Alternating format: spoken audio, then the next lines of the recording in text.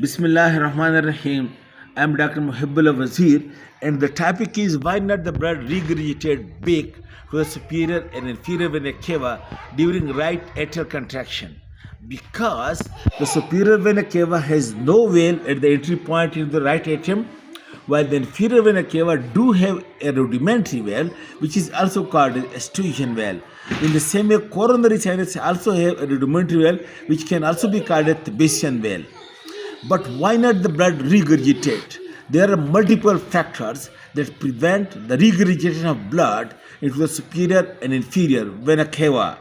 First is the pressure difference or pressure gradients. Normally, all the time, the pressure in the superior vena cava in inferior vena cava is much higher than the right atrium. That's why the blood do not regurgitate. But when the right atrium contracts, even then the pressure is not developed higher enough to overcome the pressure of the right superior and inferior vena cava. That's why the blood do not regurgitate. Some amount of blood may regurgitate to superior vena cava, due to which there is pressure in the jugular veins, which we call it as JVP, jugular venous pressure, but that is considered as physiological or normal. Secondly, the contraction of second factor, the contraction of the right atrium is very gentle, and it is directed like that, especially towards the atrioventricular orifice.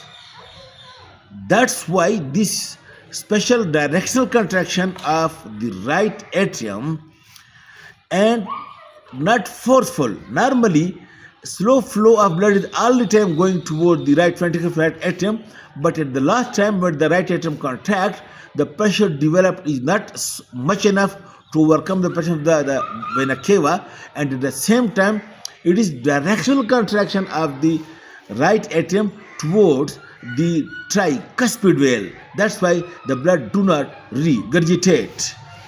I will show you the contraction of the heart one video, in which you will see that the right atrium from the right side contract inferiorly toward the left, that is toward the tricuspid valve. That's why the blood do not regurgitate.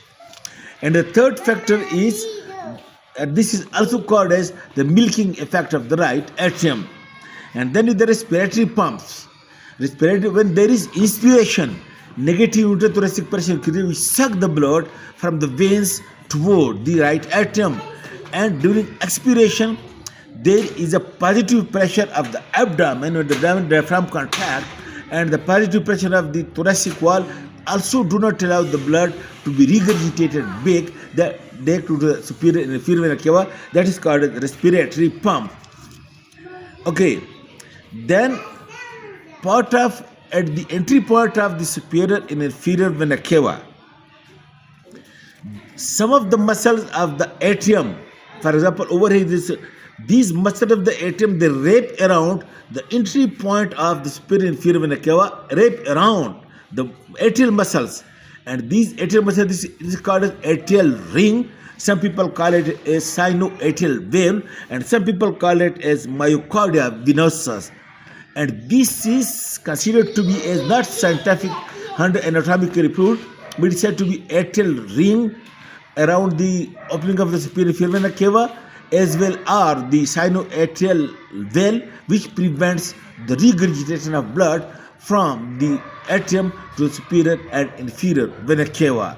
So in this way, these are the multiple factors that prevents the regurgitation of blood from the atria to the superior and inferior vena cava, and I hope you understand. Thank you very much.